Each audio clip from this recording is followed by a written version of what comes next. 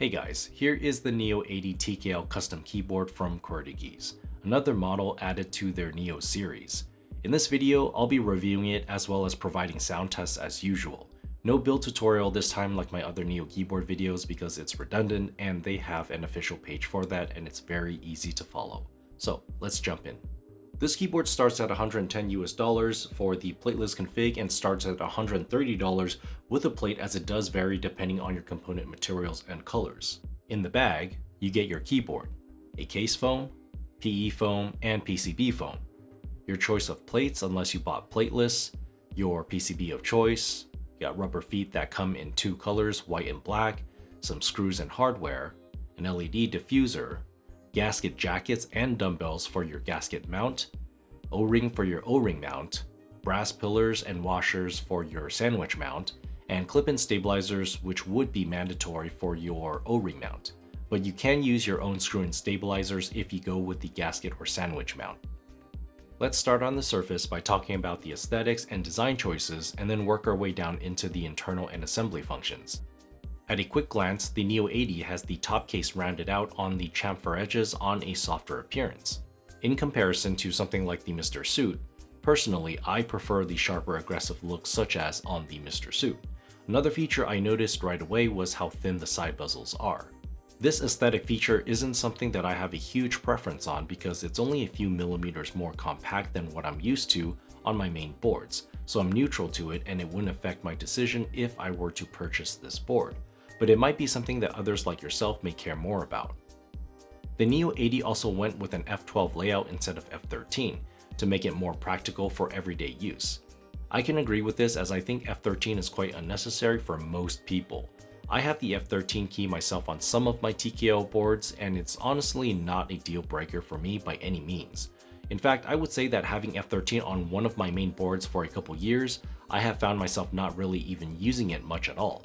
I have experimented with different functions over time, such as opening a particular app, which I can still do, but as of now, it only serves as an artisan keycap placement for me to angrily spam while I wait to respond until I find a better use for it. There is also an RGB Orbit logo placed on the right side that's kept quite small and minimal for a less distracting experience. Not much else to say about it, but I do like less is more for a cleaner look. The Neo80 also does come in both WinKey and WinKeyless options. I personally asked for the WinKeyless layout here as that is my preference for all my TKLs. Additionally, from the side view, the Neo80 can be further personalized by choosing from the anodized or spray-coated color options available for top and bottom cases. For example, the top and bottom can be the same color for one, alternatively the bottom case can be champagne or silver for a dual-tone vibe. However, if choosing a different color for the bottom case, it cannot be from the other colors that isn't champagne or silver. So basically, you can't have something like a white top with navy bottom. As for my unit, I was sent the full purple case with a copper weight and an aluminum plate here for review. And for the weight, it's also kept pretty clean and simple with a number of colors and materials, which includes a new stone washing technique for a few colors like black, silver, and champagne.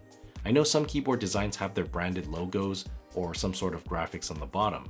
Personally, I don't really care much for that because you basically never see it during use, so that pretty much does it for the aesthetic segment. Now let's dive into the case assembly and mounting methods for the Neo80. So with previous Neo boards like the 65 and 70, they went with a unibody designed for an effortless assembly experience, as that is one of the fundamental concepts of the Neo series. However, the TKL layout has some limitations that doesn't allow a unibody design, so they had to go with the two-piece top and bottom. Now, with many TKL boards on the market, most if not all of them are assembled together via screws, typically through the bottom case, but the Neo80 integrates a ball catching mechanism that allows you to simply lift up the top case without any screws or fasteners. At the same time, when clicking into the bottom case, it's actually locked in pretty snug where you don't have to worry about it ever coming loose, and it's not super tight where you have to use any excessive force to pull it off either. Additionally, there are silicone sockets at the four corners of the bottom case, and I believe these middle, top, and bottom pieces as well that prevent the two cases from touching and scratching each other up. Going further into detail about the ball catching mechanism, only one side of the latch is going to wear down over time. But QwertyKeys designed it so that should you ever experience signs of wear from repeated reinstallation of your top case on the Neo80, you just have to unscrew the latch and rotate it the other way to extend the life of this mechanism. And to be honest, it's hard for me to see people taking their top case on and off enough times where it would cause that issue.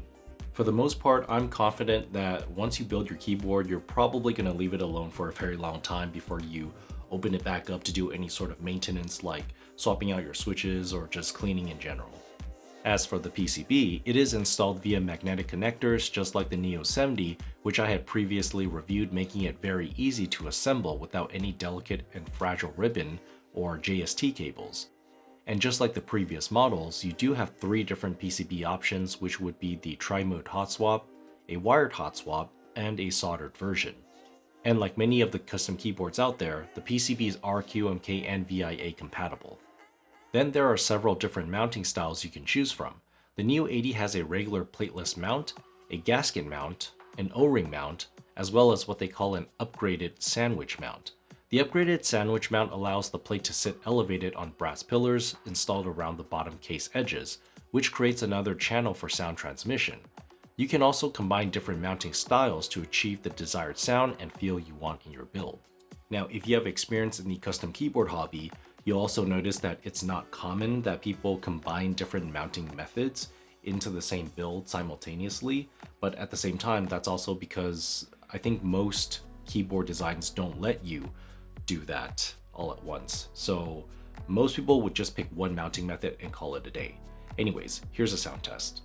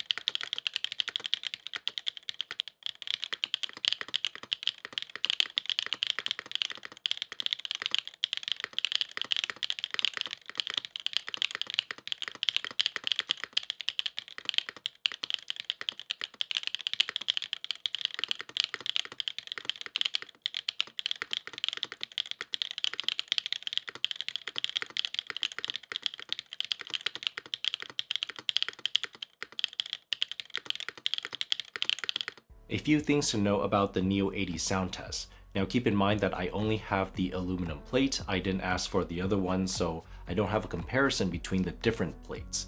So this is more of a comparison between the different mounting styles.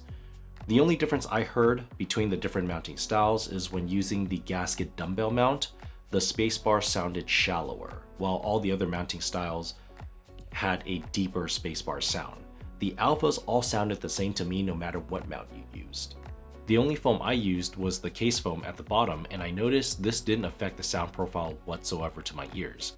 I also avoided using the PE foam and plate foam because PE foam has the tendency to make every keyboard sound the same because it's way too strong of a mod in itself. Plate foam just dampens the sound but doesn't really alter the signature if you want your board to be slightly quieter. I also discovered a slight fitment issue when using the gasket dumbbell mount or the O-ring mount. Basically, the PCB and plate stack wiggles a little bit within the bottom case due to a loose clearance.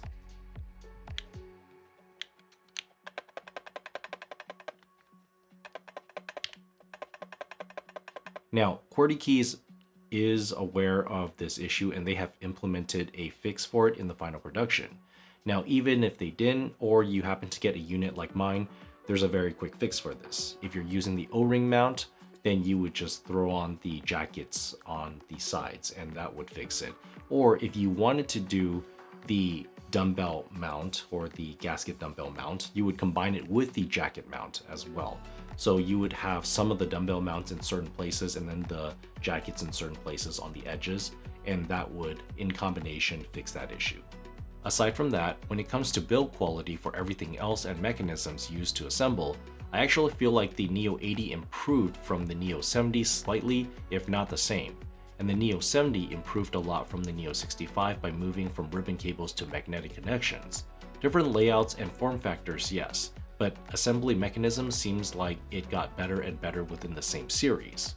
As for orders and fulfillment, they do plan on keeping this product active on their website as a continuous pre-order. So after purchase, you should expect about 2 to 4 weeks for shipping and delivery. And just keep in mind that around this time of year, it is Chinese New Year, so there may be some downtime and delays. So the Neo80 is just like the Neo65 and 70 in regards to price point, build quality, but also with the new hassle-free ball catching mechanism for assembly. Value-wise, super competitive and hard to beat. So yes, this is something that I can recommend for an entry-level TKL. All right, that's it for the Neo80. Thank you so much for watching. All the links down below, and I will catch you next time.